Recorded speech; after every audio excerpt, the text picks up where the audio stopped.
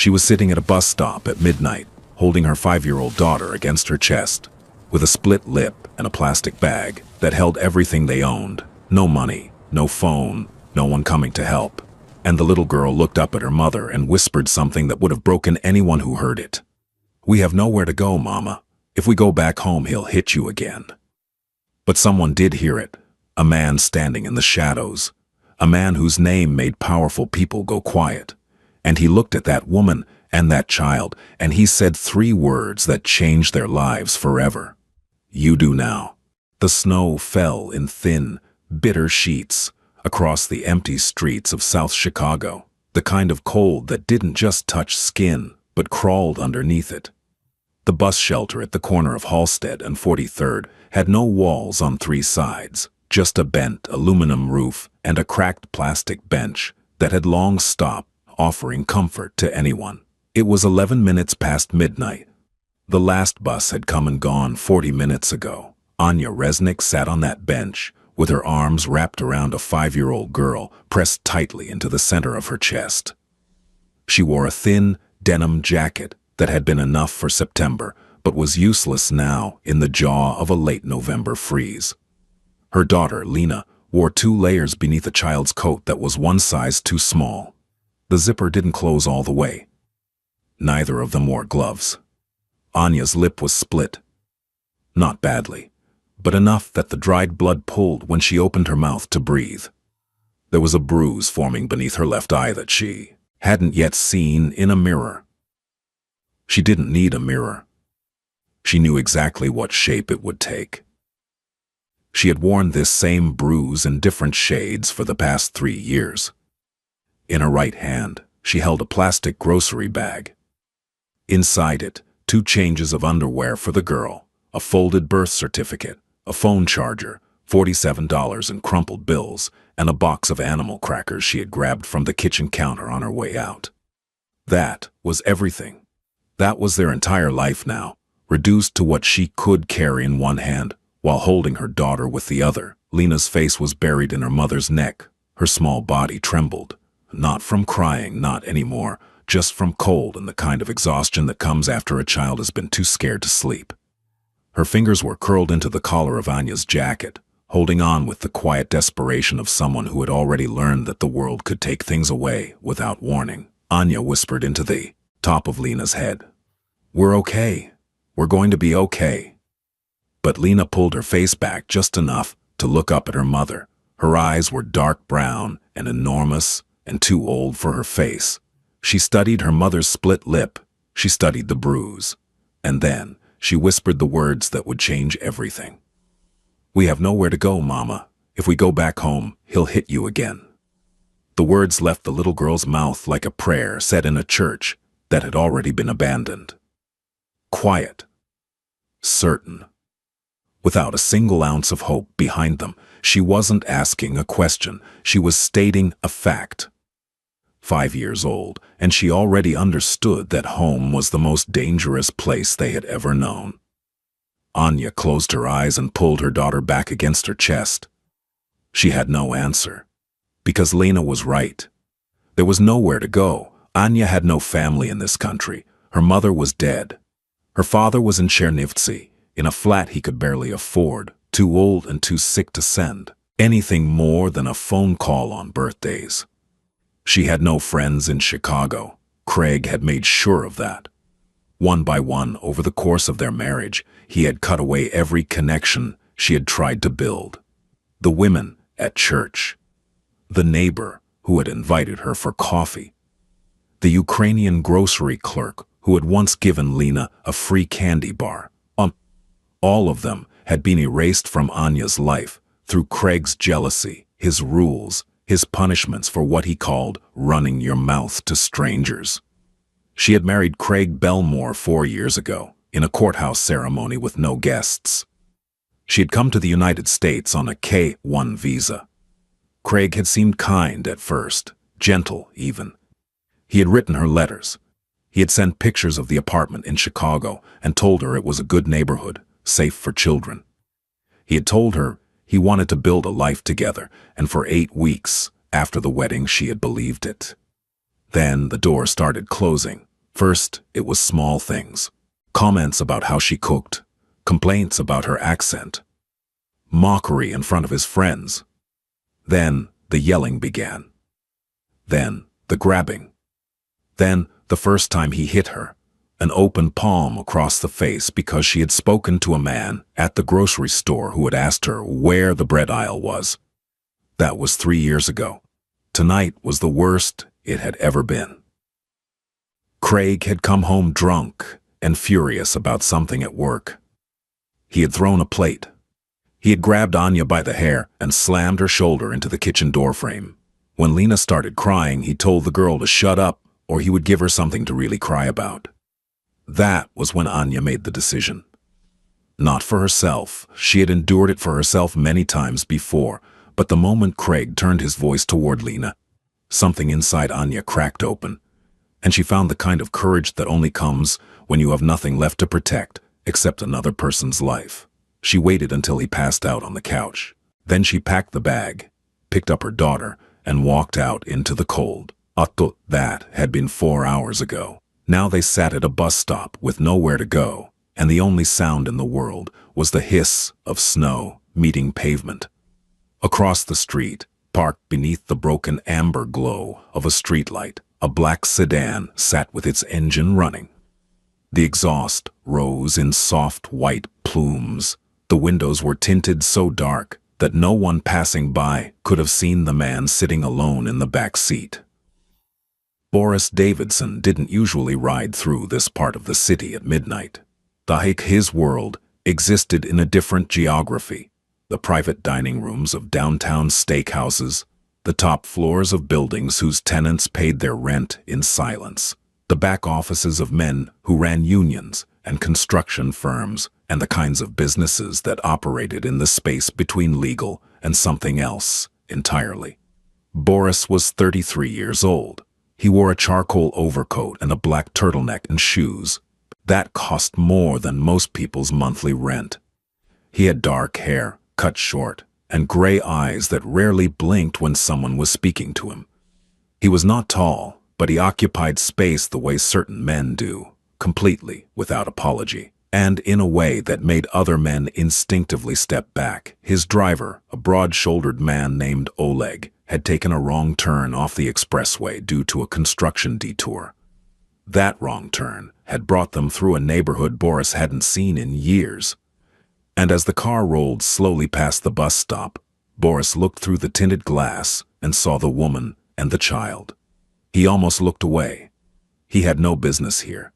He had a meeting in 40 minutes with a man who owed him a significant amount of money, and Boris did not like to be late. But something made him pause. Maybe it was the way the woman was sitting, not like someone waiting for a bus, but like someone who had simply stopped moving because there was nowhere left to go. Or maybe it was the child, so small against her mother's body that she almost disappeared inside the jacket. Or maybe it was the cold itself and the knowledge that no one should be sitting outside in weather like this at midnight with a child that young. "Stop the car," Boris said. Oleg glanced in the rearview mirror. "Boss?" "Stop the car, Oleg." The sedan pulled to the curb. Boris sat still for a moment, watching. The woman hadn't noticed them. Her head was bowed over the child, and she was rocking slightly, the way mothers do when they are trying to keep their children warm, through nothing but motion and prayer. Boris opened the door and stepped into the cold. Anya heard the footsteps before she saw him. Her head snapped up and her arms tightened around Lena with the speed of someone who had learned to flinch before the blow landed. Her eyes went wide. The man walking toward her was a stranger, and in Anya's world, strangers were never safe, especially men, especially at night. Boris stopped 6 feet away. He didn't come closer. He kept his hands visible at his sides. He looked at the woman's face, the split lip, the bruise forming under her eye, and something shifted behind his expression. It was subtle. If you didn't know what to look for, you wouldn't have seen it. But it was there. A tightening of the jaw, a flicker of something cold and old and personal.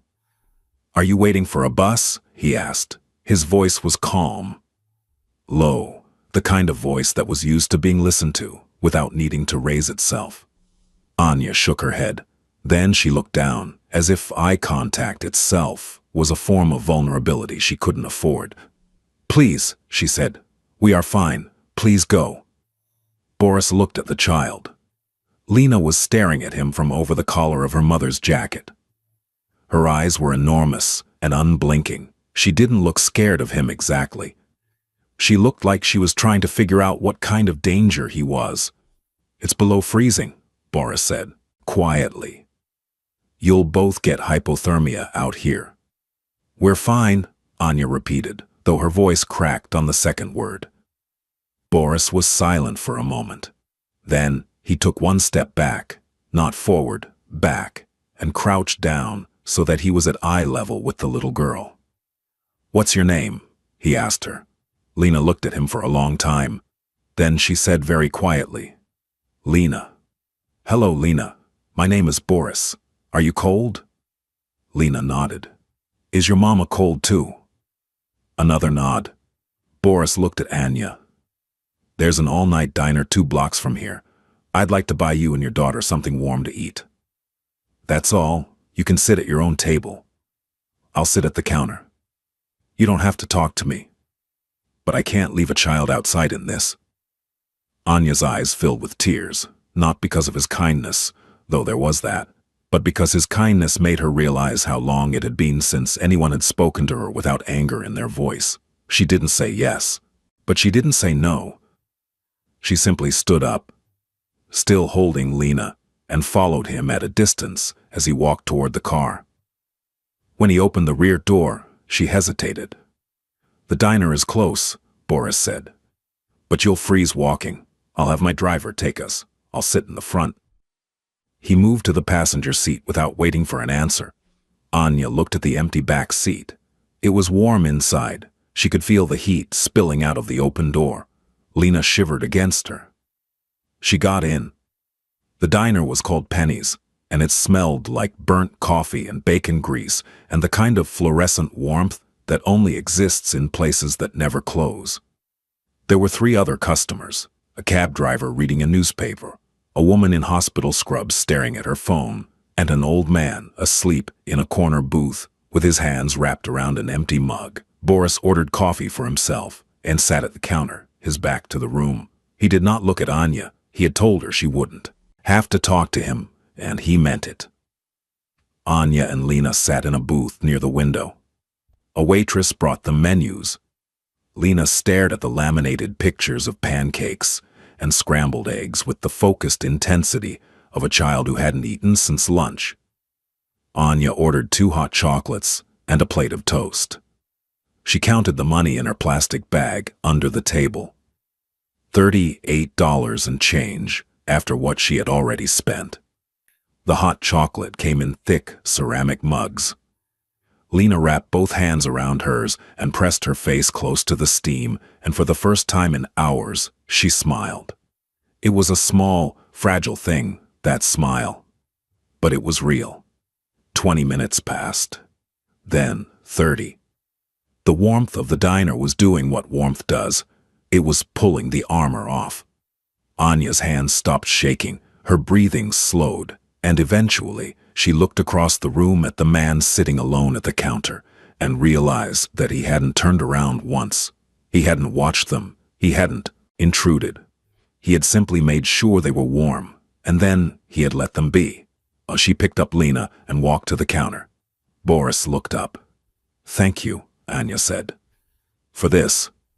You didn't have to." Boris nodded. "You don't have to tell me anything, but if you need a place to stay tonight, I know people who run a shelter on the west side. It's clean, safe, they have beds for children." Anya's chin trembled. I can't go to a shelter. My husband will look for me. He knows the shelters. He told me once that if I ever tried to leave, he would find me. He said he would." She stopped. She looked at Lena. She couldn't finish the sentence in front of her daughter. Boris studied her face for a long time. Then he said something that surprised her. "Where are you from?" "Ukraine," she said. "Chernivtsi, a small city." "I know Chernivtsi," Boris said. His accent, which she hadn't noticed before, suddenly made sense. The way he shaped certain consonants, the rhythm of his speech. My mother was from Odessa. Anya stared at him. You're Ukrainian? Half. My father was American. But I grew up speaking Russian and Ukrainian before I spoke English. He paused. How long has he been hurting you? Anya opened her mouth. Then she closed it. Then she opened it again, and this time the words came out not in the careful, edited English she had trained herself to speak in public, but in the raw, unguarded Ukrainian she hadn't used in years. She told him everything. She told him about the visa, about the courthouse wedding, about the 8 good weeks and the 3 terrible years. She told him about the isolation, the confiscated phone, the way Craig had hidden her passport and her green card application in a safe she didn't have the combination to. She told him that Craig had told her if she ever called the police, he would report her as an illegal immigrant and have her deported, and that she would never see Lena again, because Lena was an American citizen, and the courts would give custody to the father. She told him about the night she lay awake while Lena slept, staring at the ceiling, wondering if dying would be easier than staying, but knowing she couldn't leave her daughter behind. She told him about tonight, the plate, the door frame, the way Craig had turned his fury toward Lena for the first time. She told him all of this in Ukrainian, in a diner in South Chicago at 1 in the morning, while her daughter ate animal crackers from a box and drew pictures on a napkin with a borrowed pen. At one point, the waitress came by and refilled Boris's coffee. She looked at Anya's face, the bruise, the split lip, and then she looked at Boris, and something in her expression hardened. Boris saw it. He didn't explain. It wasn't his story to tell, and it wasn't the waitress's business to hear. But he understood the assumption, and he filed it away. The way he filed away everything. Silently, permanently, without comment. Anya talked. For almost 40 minutes. She hadn't spoken this much in years. Craig had trained her to be quiet, to answer in short sentences, to never volunteer information that could be used against her. But now, in the warm light of this diner, speaking in the language she had been born into, the words poured out of her like water breaking through a dam. She hadn't even realized she had been holding. She told him about the day she had tried to leave before, almost 2 years ago. She had packed a bag then too. She had taken Lena to the park and kept walking past the playground, past the parking lot, all the way to the bus station on Ashland. She had $30 and a phone number for a domestic violence hotline she had memorized from a flyer in a bathroom stall at the public library. She had dialed the number. A woman had answered. The woman had asked Anya if she was in a safe place, and Anya had hung up because the word safe had suddenly seemed like a concept from a foreign language. Not Ukrainian, not English, but something she had once spoken fluently and had since forgotten entirely. She had gone home. Craig hadn't even known she was gone. That was perhaps the worst part, that her absence was so unremarkable to him that he hadn't noticed it. She told Boris about the way Lena had started wetting the bed 6 months ago, after a night when Craig had thrown a glass against the wall and the sound had woken her up screaming. She told him about the parent-teacher conference where Lena's preschool teacher had gently asked if everything was okay at home, and Anya had smiled and said yes, everything was fine because the alternative, telling the truth, felt like stepping off the edge of a cliff with no guarantee that there was anything below to catch her. Boris listened without interrupting. His face did not change expression. His coffee grew cold. He didn't touch it. He simply sat and listened with the complete, undivided attention of a man who understood that sometimes the most powerful thing you can do for another person is to hear them without trying to fix them. When she was finished, he was quiet for a long time. Then he spoke, also in Ukrainian. He lied to you about all of it. VAWA, the Violence Against Women Act, protects you. You can file for immigration relief independently. He cannot have you deported for leaving him, and no court in this country will give custody of a child to a man who beats her mother. Anya's eyes went wide. How do you know this? Because I've seen it before. Because I have lawyers who handle exactly this kind of case. He paused. Your husband is wrong about something else too. What? He told you no one would help you. He was wrong. In the silence that followed, Lena looked up from her napkin drawing and studied Boris with the same careful, unflinching gaze she had given him at the bus stop. Then she held up the napkin. She had drawn 3 stick figures standing together under a triangle that was probably meant to be a roof. That's you, she said, pointing to the tallest figure. That's Mama. That's me. We're inside where it's warm. Boris looked at the drawing for a moment. Then he reached into his coat, produced a phone, and made a single call. 20 minutes later, a woman named Galina arrived at the diner. She was in her 50s, heavy-set, with kind eyes and an efficiency of movement that suggested she had done this many times before.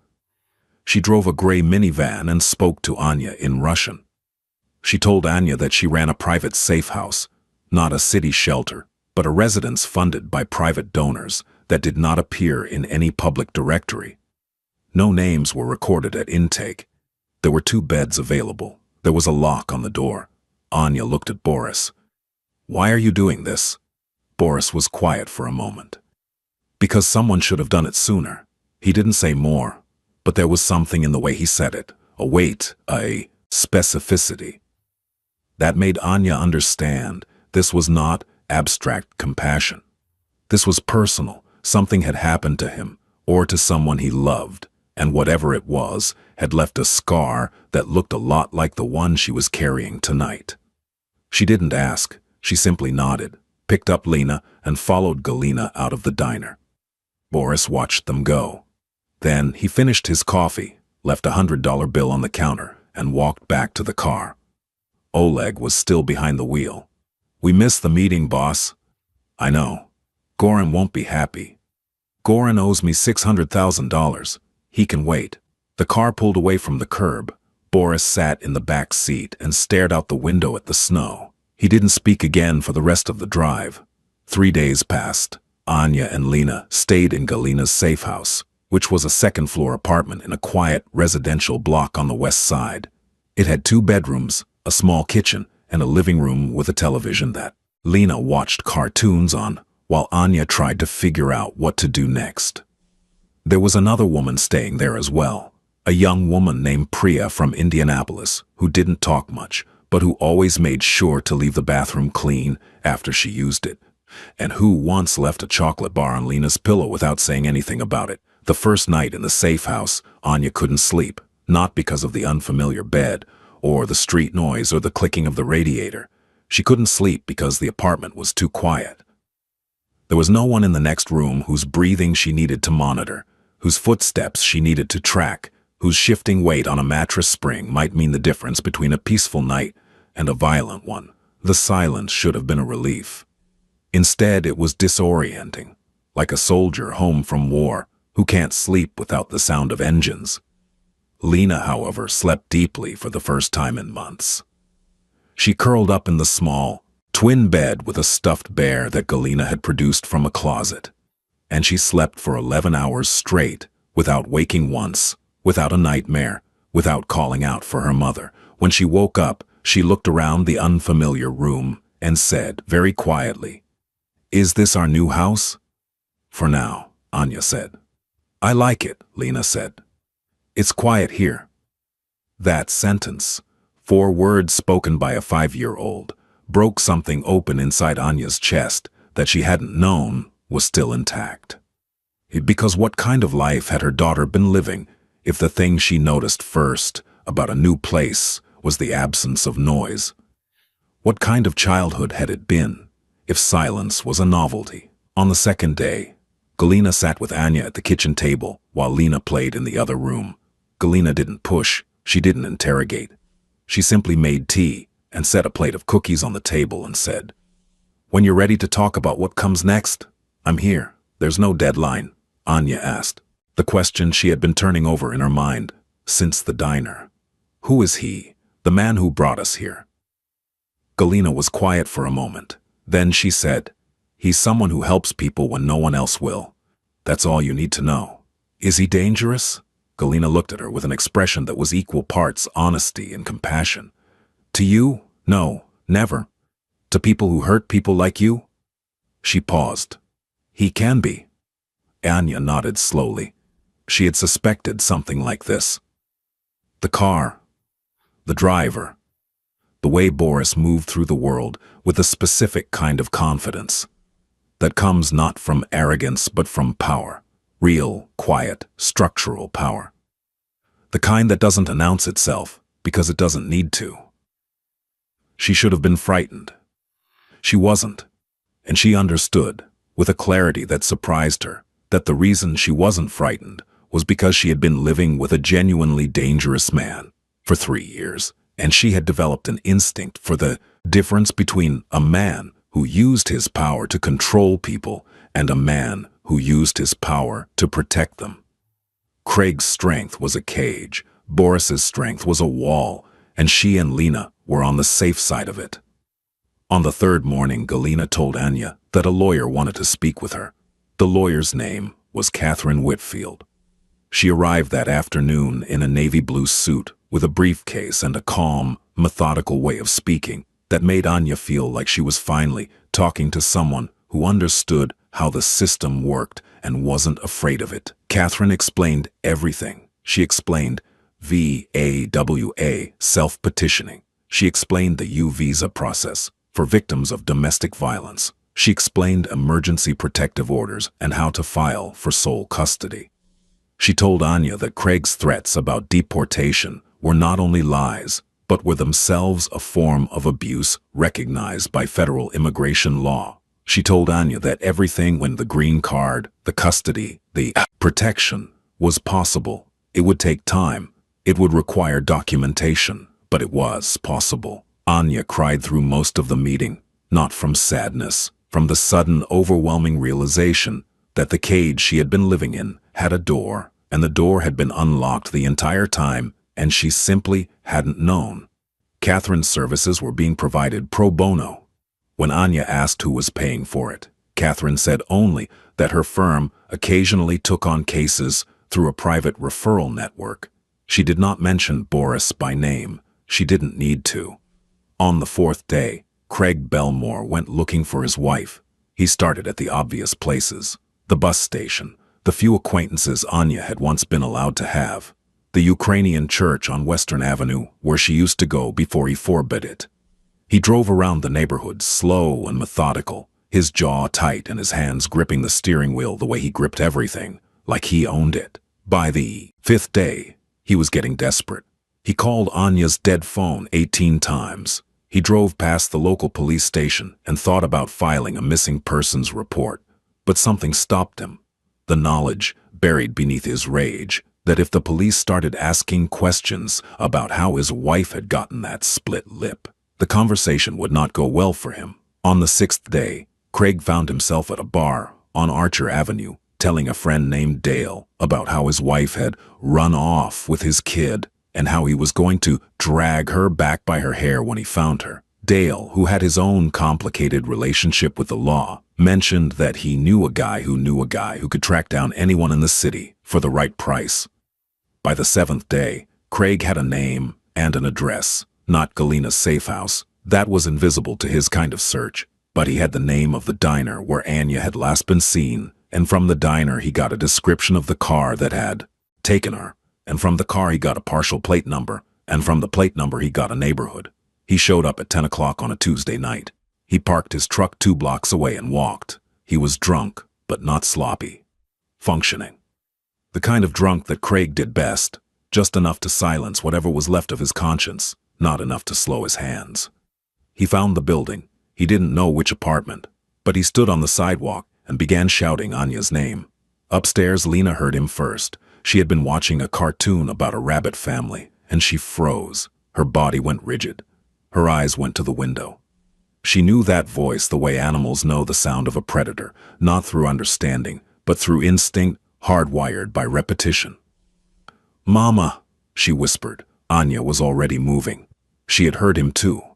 The sound of Craig's voice hit her like a physical blow, and every cell in her body switched to the same mode it had been in for 3 years. Survival. She pulled Lena away from the window. She turned off the lights. She locked the bedroom door, even though it was just a hollow core interior door that wouldn't stop a grown man for more than 5 seconds. See, her hands were shaking. Her breath came in short, ragged bursts, but she did not cry. She had trained herself out of crying during emergencies because crying took energy and focus and time, and in the moments when Craig was at his worst, she needed all three for something more important. Making sure Lena wasn't in the room when it happened, Lena pressed her face into Anya's stomach. "He found us," she whispered. "I know, baby, I know, but we're safe here. The door is locked." "The door at home was locked too," Lena said, and the logic of it, the terrible, perfect 5-year-old logic, left Anya with nothing to say. Downstairs, Craig's shouting grew louder. He was calling Anya's name, then Lena's. His voice had that particular quality it took on when he had been drinking, thick, confident, a voice that believed it had a right to everything it was demanding. Priya appeared in the hallway in her pajamas, eyes wide. Galina put a hand on Priya's arm and shook her head. "Stay calm, stay inside." Galina was on the phone before Craig had finished his second shout. She didn't call the police, she called a different number. Boris answered on the first ring. "He's here," Galina said. 12 minutes later, 3 vehicles pulled up to the block in quick succession. A black SUV, a dark sedan, and a silver Audi. No sirens, no flashing lights, just the quiet precision of men who knew how to arrive somewhere without announcing themselves and without asking permission. Boris stepped out of the sedan. He was dressed the way he always was. Dark coat, dark clothes, the kind of understated authority that didn't need a badge or a title. Behind him, 4 men spread out along the sidewalk. They were large, calm, and positioned in a way that was not threatening to anyone who wasn't causing trouble but was unmistakably final to anyone who was. Craig was still shouting when he saw them. He turned, and the alcohol in his system made it take a second longer than it should have for him to process what he was seeing. 4 men who looked like they had been carved from the same block of stone, and 1 man in the center who didn't look like anything at all, who looked, in fact, like the quietest person on the entire street, but who radiated something that Craig's lizard brain recognized before his conscious mind caught up. Danger. Real danger. The kind that doesn't shout. "Who the hell are you?" Craig said. Boris walked toward him with the same measured pace he used for everything.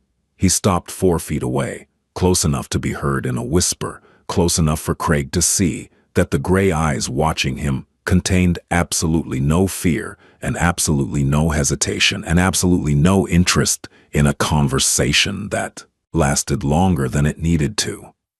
"My name isn't important," Boris said. "What's important is that you're standing outside a building where a woman and a child are trying to sleep. And you're going to stop. That's my wife in there. And my kid. I have every right. You have no rights here." Boris's voice didn't change in volume. It didn't change in tone, but something in it shifted. A coldness that entered the space between them like a blade laid flat against skin. "You lost your rights when you put your hands on her. You lost them when you terrorized a 5-year-old. You lost them when you locked away her passport and told her she'd be deported if she asked for help." Craig blinked. "How do you know about—" "I know everything, Craig." Boris let the name sit in the air. "I know where you work. I know what you drive. I know what you owe on your mortgage and who you called 2 days ago to try to track her down. I know about the arrest in Peoria you think was expunged. I know about the workers' comp claim you filed with a fraudulent doctor's note. I know everything there is to know about you, and none of it impresses me." Craig's face had gone pale. The aggression was still there, but it was cracking. Underneath it was something he wasn't used to feeling. The sudden, disorienting experience of being completely outmatched. "You don't scare me," Craig said, but his voice cracked on the last word. Boris didn't respond to that. Instead, he leaned in, close enough that his next words were meant for Craig alone. "Here is what's going to happen. You are going to get in your truck, and you are going to drive home, and you are not going to come back. Tomorrow morning, you're going to receive paperwork from an attorney. An emergency protective order. a petition for sole custody, and a notice that your wife has filed a VAWA self-petition, which means the federal government now has an interest in her well-being. If you violate any of these orders, if you call her, if you text her, if you drive past her, if you so much as mention her name in a bar, you will be arrested. And if somehow the legal system fails, which it sometimes does, then you will have to answer to me. And I promise you, Craig, I am much less forgiving than a judge. Craig stood there for what felt like a very long time. The street was quiet. The snow had stopped falling. The four men on the sidewalk hadn't moved. They didn't need to. Craig turned and walked back to his truck. He didn't run, but he didn't take his time either. He got in. He started the engine. He drove away. He did not come back. The legal process moved with a speed that surprised Catherine Whitfield, though she had seen Boris's influence streamline proceedings before. Within 72 hours, a judge signed an emergency protective order barring Craig from any contact with Anya or Lena. Within 2 weeks, Anya's VAWA self-petition was filed with supporting documentation from Catherine's firm, a domestic violence counselor, and a translated statement from Anya herself that ran 11 pages and detailed every incident she could remember in chronological order. The custody petition was filed simultaneously. Craig retained a lawyer, but his lawyer took one look at the evidence. The medical records from the emergency room visit Anya had made 18 months earlier, which she had never known, were still on file. The police report from a noise complaint a neighbor had made 2 years ago that had been classified as domestic disturbance, no action taken. And the photographs Galina had taken of Anya's injuries the night she arrived at the safe house, and advised Craig to settle. Craig refused at first, then his lawyer told him what the judge was likely to decide based on the evidence, and Craig changed his mind. Anya was granted sole legal and physical custody of Lena. Craig was permitted supervised visitation only, pending completion of a court-ordered anger management program that he had not yet enrolled in. The VAWA petition was approved 4 months later, granting Anya independent immigration status that was no longer tied to her marriage. She was free, not quickly, not easily, not without nightmares and panic attacks, and mornings when she couldn't get out of bed, and evenings when the sound of a door closing too hard made her whole body lock up. Recovery was not a straight line. It was a stuttering, uneven, sometimes backward journey that required a therapist she saw twice a week, and a support group she attended every Thursday, and the slow, painful process of learning to believe that she deserved to be safe. There were setbacks. There was the afternoon in January when Anya was walking home from work and saw a man on the sidewalk who walked like Craig. The same heavy, forward-leaning stride. And she froze in the middle of the crosswalk with her hands pressed to her chest until the light changed and the cars began to honk, and a stranger touched her elbow and asked if she was all right. There was the night Lena woke up screaming, because she had dreamed that the old apartment door was opening, and Anya held her until 3 in the morning, singing the same lullaby her own mother had sung in Chernivtsi, a lullaby about stars falling into a river and the river carrying them to the sea. There were victories, too. Small ones that mattered more than anyone who hadn't lived through this would understand. The first time Anya answered a knock at the door without checking the peephole 3 times. The first time she went to the grocery store without mentally rehearsing an explanation for why she was there in case someone asked. The first time she laughed, genuinely laughed, mouth open, head back, at something Lena said at the dinner table. It was a joke about a penguin. Anya couldn't even remember the punchline later, but she remembered the feeling. She remembered what it felt like to laugh without listening for footsteps behind her. But she was free. Galina helped her find an apartment, a small 1-bedroom in a building where the landlord didn't ask too many questions, and the heat worked, and the locks were solid. Anya found a job cleaning offices in a downtown building, which paid $11 an hour and wasn't much, but was hers. Lena started kindergarten at the public school 3 blocks away and came home every afternoon with crayon drawings and stories. about a girl in her class named Sophia who had a guinea pig named Biscuit. They were building something. It was small and fragile and nothing like the life Anya had imagined when she first came to America. But it was real. And it was theirs, and no one was going to take it from them. She saw Boris one more time. It was a Saturday afternoon in March, 4 months after the night at the bus stop. Anya had taken Lena to the park, a proper outing, the kind of ordinary thing that had once been impossible. Lena was on the swings, pumping her legs with the fierce concentration of a child who has recently discovered that she can make herself go higher if she tries hard enough. Anya was sitting on a bench, watching her, and for the first time in longer than she could remember, she was not afraid. A black sedan pulled up to the curb. Boris got out. He was alone this time. No driver, no men. He walked to the bench and stood a few feet away, hands in his coat pockets, watching Lena swing. "She looks happy," he said. "She is," Anya said. "She's doing well in school. Her teacher says she's very smart." "I believe it." They stood in silence for a moment. Lena saw Boris from the swing and waved. He waved back. "I got the apartment," Anya said. "And the job. Catherine says the green card should be finalized by summer." Boris nodded. "Good. I want to ask you something." Anya turned to face him. "That night at the diner, when I told you my story, something changed in your face. It wasn't just sympathy. It was something else. Something personal." Boris was quiet for a long time. He watched Lena pump her legs on the swing. Then, he spoke in Ukrainian, the way he had spoken to Anya that first night.